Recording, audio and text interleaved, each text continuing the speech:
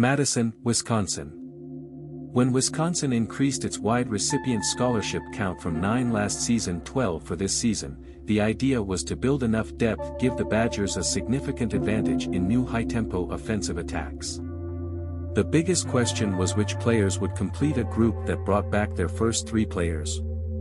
Wisconsin, which completed third of its 15 spring training at the McClain Center on Thursday morning and first in pads, is starting to find some of these answers.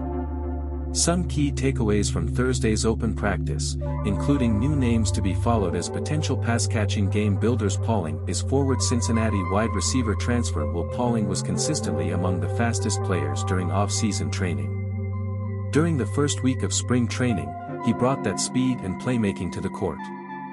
Pauling was used primarily in the second-team offensive, but began to gain more appearances Thursday by lining up with first-team group buyers Chimere, Dike and Keontez Lewis. Pauling made a nice deep grab from quarterback Tanner Mordecai in 1-on-1 pass capture drills. During the 11-on-11 teamwork, Pauling dived into the right circle to catch a pass from quarterback Braedyn Locke.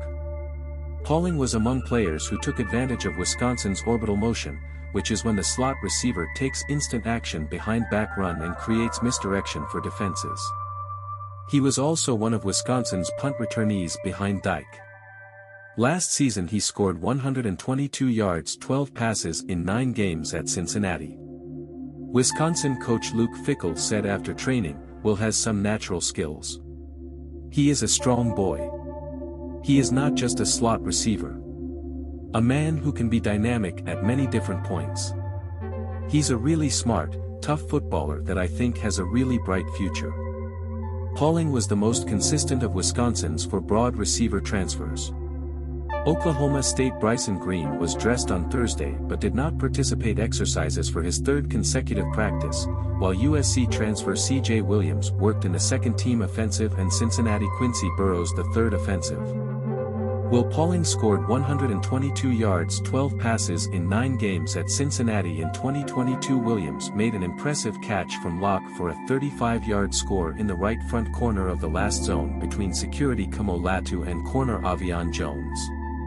Williams was involved in the first of spring with corner Amaun Williams. C.J. Williams threw the ball at him after a game and had to run around on the field. Fickell, who advised his players about the importance of emotional resilience, said it was a learning opportunity. Nobody is worth 15 yards, Fickell said. We're going to push these guys have really high energy and emotions because we can't simulate what it's going to be like on TV in front of 85,000 people, a few million people. So we want to make these situations as competitive and emotional as possible because you have to train him. Emotional endurance is a skill. So, maybe we didn't get it done the best way, but you have to have some of these situations so you can teach and learn from it.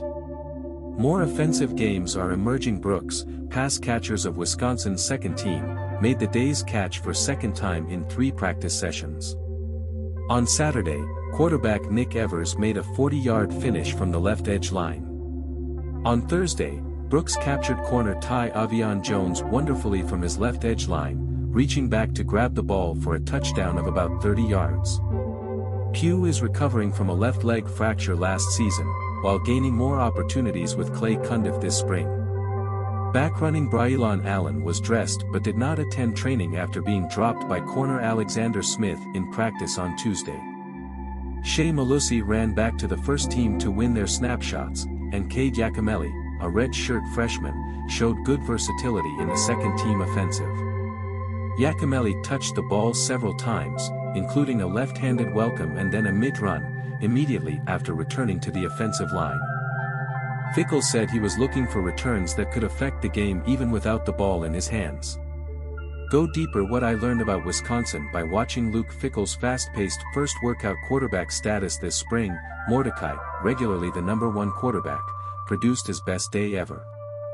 He made several strong shots during 1-on-1 workouts and managed the offense well during 11-on-11 workouts.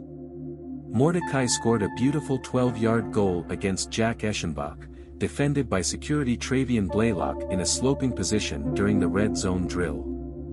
Mordecai scored another goal against Eschenbach with a deep ball while no one closed narrow end in the right front corner of 3 regions. The biggest hiccup was first-time offensive had moved to center this spring, and central Tanner Mordecai failed sudden swap during red zone exercise. Mordecai also showed some fire in an incomplete passage that was thrown behind Eschenbach, which seemed to be a miscommunication on the route. As men gain respect and trust, I think a lot of these things, the natural things behind them, start to show up, Fickell said. I've seen competitive nature. Believe me, you may not have seen it. Some of mat exercises we do, and what I'm really impressed with some of the workouts, is not just way we throw football or how it works, but to do whatever is asked of him is his competitive spirit and energy. Fickell insisted there was no depth chart yet and said he would assess how many reps went to each quarterback. But Locke remains the second team's quarterback, and none of the other quarterbacks have received a representative from him. During a drill, quarterback Marshall Howe was the third quarterback, while Evers was fourth. Evers scored a 40-yard goal against Dike in the 1s at Cornerstone Ricardo Holman.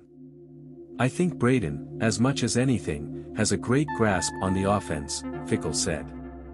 He is a man who examines him without getting tired. Especially in this position, there is a 20-hour rule when you enter the spring prom, and there is an 8-hour rule out of season. In the quarterback position, this is a unique point. If you use 8 hours and 20 hours, you'll probably be far behind. I think for the guys at that point, especially those who are willing to work on what they are really doing off-season and even at the spring ball because they have a lot of stuff on them. He's a really smart kid, he grasped this and really worked to understand and grasp the whole concept of what we're doing.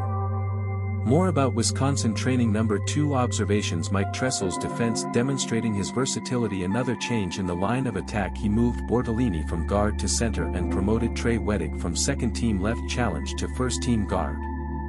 Jack Nelson remained left fight, Michael Furtney in the right guard, and Riley Mahlman right fight. Big Nell said on Monday that Bortolini and Joe Huber wanted him to win a snapshot at center to fill the depth behind projected starting player Jake Renfro.